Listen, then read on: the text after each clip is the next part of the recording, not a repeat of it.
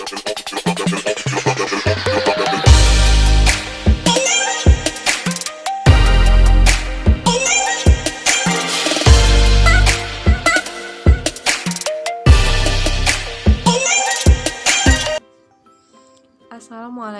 warahmatullahi wabarakatuh. Salam sejahtera untuk kita semua. Perkenalkan, nama saya Selviana. Di sini saya akan menyampaikan sedikit materi mengenai Dilutive Securities and Earning per Share sebagai kelanjutan dari video sebelumnya. Selamat menonton. Kita bahas mengenai 4 kemungkinan setelah diterbitkannya convertible bond. Yang pertama, yaitu convertible bond tidak dikonversi sampai tanggal jatuh tempo. Untuk kemungkinan ini, maka jurnalnya sama dengan jurnal pelunasan obligasi pada saat jatuh tempo. Pada saat pelunasan obligasi, perusahaan akan mencatat sebesar dengan nilai nominal. Dicatat dalam jurnal, utang obligasi atau bond payable di debit dan di kreditnya cash. Perlu diingat bahwa jika ada selisih antara nilai nominal dan nilai wajar dari suatu obligasi, maka akan dicatat dalam akun share premium atau akun agio saham conversion equity. Akun share premium atau agio saham conversion equity ini adalah akun temporer yang akan dihapus atau dienolkan pada saat obligasi ini sudah dikonversi menjadi saham biasa. Atau juga akun ini akan dihapuskan apabila obligasi tidak dikonversi tetapi obligasi tersebut sudah jatuh tempo. Maka akun ini akan hilang atau ditransfer ke dalam akun yang lain. Nah, untuk convertible bond yang tidak dikonversi sampai tanggal jatuh tempo, akun agio saham atau share premium conversion equity akan ditransfer ke akun agio saham biasa atau share capital ordinary. Untuk kemungkinan yang kedua, yaitu convertible bond dikonversi pada tanggal jatuh tempo.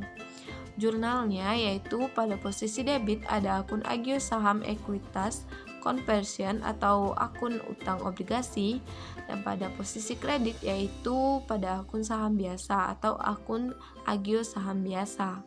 Perbedaannya adalah ada yang menggunakan akun berupa kas di posisi kreditnya dan ada yang menggunakan akun saham biasa pada posisi kreditnya. Perlu diingat bahwa akun agio saham ekuitas konversi transfer ke akun agio saham biasa. Kemungkinan yang ketiga yaitu convertible bond dikonversi sebelum tanggal jatuh tempo. Pada kemungkinan ini, ketika perusahaan menerbitkan convertible bond, maka perusahaan harus membuat daftar amortisasi. Daftar amortisasi obligasi berisi beberapa informasi, yaitu mengenai tanggal, kas yang dibayarkan, beban bunga, amortisasi, baik premium atau diskon, dan nilai tercatat. Untuk convertible bond yang dikonversi sebelum tanggal jatuh tempo, jurnalnya yaitu pada posisi debit ada akun agio saham ekuitas konversi dan akun utang obligasi. Sedangkan pada posisi kredit ada akun saham biasa dan akun agio saham biasa. Kemungkinan yang keempat yaitu convertible bond dilunasi lebih cepat dari tanggal jatuh tempo. Untuk kemungkinan terakhir ini, perusahaan akan menghitung keuntungan atau kerugian dari pelunasan obligasi dipercepat. Cara menghitung keuntungan atau kerugian dari pelunasan obligasi dipercepat yaitu dengan membandingkan berapa kas yang harus dibayarkan untuk melunasi obligasi dengan nilai tercatat dari obligasi ini pada tanggal pelunasan. Selanjutnya akan kita bahas mengenai konversi terinduksi. Konversi terinduksi terjadi saat perusahaan tidak mau lagi membayar bunga secara periodik.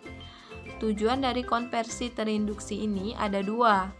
Yang pertama, mengurangi beban bunga, dan yang kedua, menurunkan rasio debt to equity.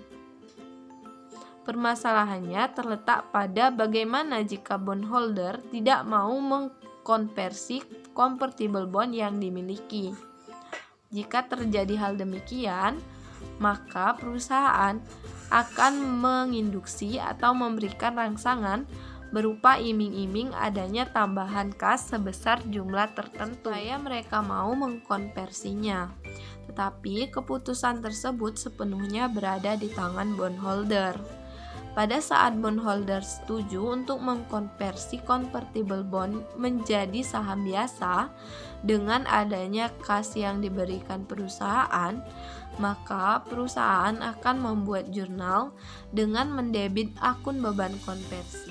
Beban konversi yang diakui oleh perusahaan adalah sebesar biaya tambahan atau kas tambahan yang diterbitkan dikurangi dengan saham ekuitas konversi. Selanjutnya kita masuk ke materi saham preferen yang dapat dikonversi atau convertible preference share. Salah satu dari saham preferen adalah dapat dikonversi fiturnya. Tetapi perlu diketahui juga bahwa saham preferen ada yang dapat dikonversi dan ada juga saham preferen yang tidak dapat dikonversi.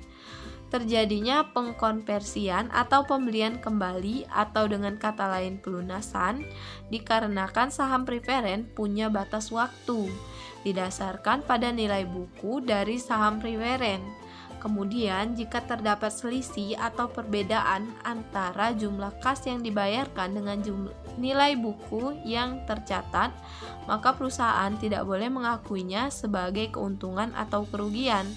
Alasannya karena saham preferen termasuk kelompok ekuitas dan dalam kelompok ekuitas tidak boleh diakui adanya keuntungan atau kerugian.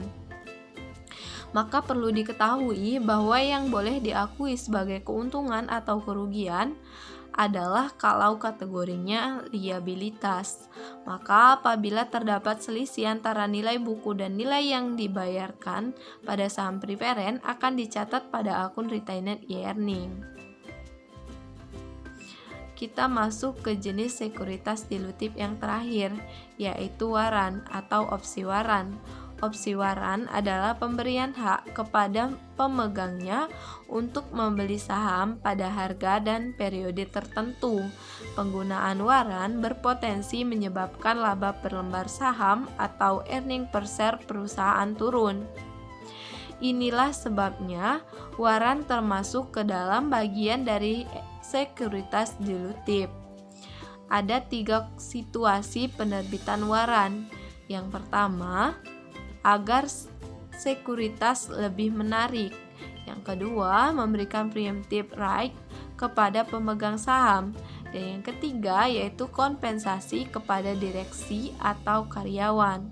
Pada waran dikenal adanya istilah ESOP atau Employee Stock Option Program, yaitu bonus yang diberikan kepada karyawan atau direksi dalam bentuk saham, biasanya dalam bentuk waran saham. Kita masuk pada akuntansi terkait waran. Yang pertama yaitu waran saham yang diterbitkan dengan sekuritas lain. Tujuan dari diterbitkannya waran saham dengan sekuritas lain adalah agar sekuritas menjadi lebih menarik. Nah, ketika waran saham diterbitkan dengan sekuritas lain, maka waran memiliki 2 komponen. Misalnya, yaitu penerbitan obligasi yang disertai dengan waran. Maka akan digunakan metode with and without untuk memisahkannya. Kedua komponen tersebut, yaitu komponen liabilitas dan ekuitas. Perlu diketahui juga bahwa waran saham memiliki umur kadaluarsa. Langkah-langkah dari penggunaan metode with and without sama dengan yang telah kita pelajari sebelumnya. Jika teman-teman lupa, maka kalian bisa menonton video sebelumnya. Yang kedua, mengenai waran saham berhubungan dengan penerbitan saham baru secara proporsional. Gunanya untuk mencegah dilusi atau penurunan atas hak voting, yaitu dengan mendahulukan pemegang saham lama pada saat penerbitan saham baru. Tujuannya agar persentase kepemilikan atau hak voting dapat dijaga. Untuk kasus ini tidak ada pencatatan. Perusahaan hanya membuat memorandum entry ketika menerbitkan waran kepada pemegang saham, karena ini hanya transaksi saat pemberian opsi waran, dan ini belum warannya tersebut digunakan. Yang ketiga yaitu penerbitan waran sebagai kompensasi kepada eksekutif dan karyawan kunci. Tujuannya yaitu kalau misalnya pemberian kompensasi dalam bentuk uang tunai, maka tidak ada jaminan mereka akan menggunakannya untuk membeli saham perusahaan. Akan tetapi, jika pemberian kompensasi dalam bentuk waran, maka ada kemungkinan waran tersebut digunakan oleh karyawan untuk berinvestasi ke perusahaan. Dan jika hal tersebut terjadi, maka dananya akan kembali terinvestasi pada perusahaan. Nah, pada kompensasi saham kepada direksi, maka kita tentukan dulu. Yang pertama yaitu beban kompensasi, dan yang kedua yaitu alokasi beban kompensasi. Lanjut ke materi mengenai perhitungan earning per share atau EPS, atau dikenal juga sebagai laba per lembar saham. Perhitungan EPS bertujuan untuk mengetahui apakah suatu sekuritas merupakan sekuritas dilutif atau sekuritas anti dilutif. Pada perhitungan EPS dikenal dua metode, yaitu perhitungan sederhana atau LPS sederhana dan perhitungan terdilusi atau LPS dilutin. Perhitungan sederhana yaitu menghitung EPS tanpa memperhitungkan potensi atau tanpa potensial dari sekuritas dilutif. Perhitungan menggunakan basis EPS ini yaitu dengan cara membagikan laba bersih dikurang dengan dividen saham preferen dibagi jumlah rata-rata tertimbang saham beredar. Sedangkan LPS dilutit yaitu menghitung EPS setelah memperhitungkan adanya sekuritas dilutit yang berpotensi untuk menurunkan EPS. EPS dengan metode LPS dilusi dihitung dengan cara yaitu mengurangkan basis EPS dikurang impact of convertible dikurang impact of option warrant and other dilutive securities. Perlu diingat bahwa yang menjadi perhatian saat memperhitungkan EPS tidak hanya jumlah rata-rata tertimbang dari saham beredar, tetapi juga net income-nya.